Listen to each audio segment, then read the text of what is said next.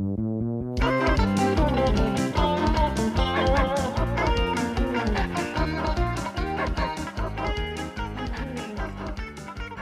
we want to talk about the increase of small businesses in Northern Ireland now that we've got the ceasefire. Gerry Adams, will they stay open? Well, I want to know why you're asking me. I don't fund them. But you fucking blow them up, don't you?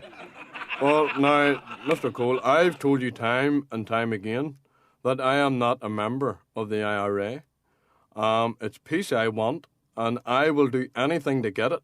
Well, Mr. Adams, there's a train at 8 o'clock. Don't get on it. Get in front of it if you'll do anything for it. Well, if you stood in front of it, you'd probably fucking wreck it. Now, in with us tonight is the head of the IDB, which of course is the Industrial Development Board for Northern Ireland.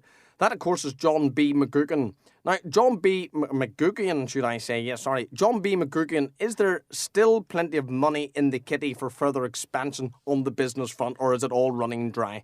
Well, there's still a few quid left in the kitty, but everybody needs to pull their weight and not their plunkers and get up with their fucking lazy beds in the morning and come down and see us and we'll try and set them up in a business.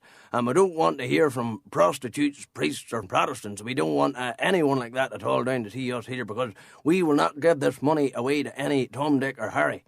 Right, well, Gerry Adams, there's still plenty of opportunities, isn't there? Well, there probably is. Mr. McGuckin, what about a workshop for making fireworks? Light caliber, of course.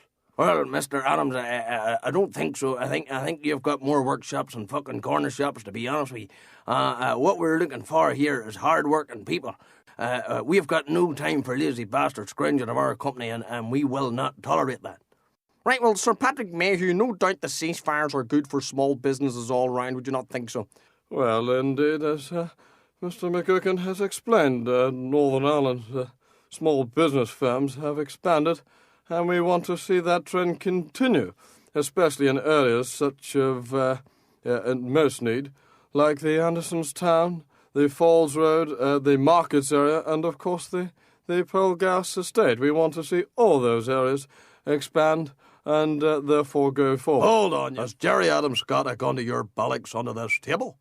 I never heard any Protestant areas being mentioned. Hold on, Dr. Paisley. These areas are earmarked. Your fucking ears will be marked if you don't shut up. Now let me speak. I am speaking to Sir Patrick. Now shut your... Right, now give it over for goodness sake. Gerry Fitt, do you think the IDB are investing money into projects in the right areas, or are Catholics still being discriminated against? Well, as you know, us Catholics don't need to work. There's plenty of post offices about. You mean a lot of Catholics draw the dole money? No, I mean they fucking rob them. All right, see, well, Gerry Adams, is that a fair assessment? Well, as you know, I don't rob them. And anyone who says I do rob them are liars.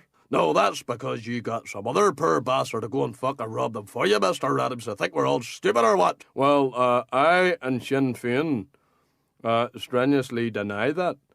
But I think the IDB should build a large concert hall so that we can bring all people together to watch and enjoy bands such as the Pogues, Sinead O'Connor, and of course the Cranberries. We want every... Oh, let me tell you this here, Mr. Adams, and let me make this abundantly clear to you.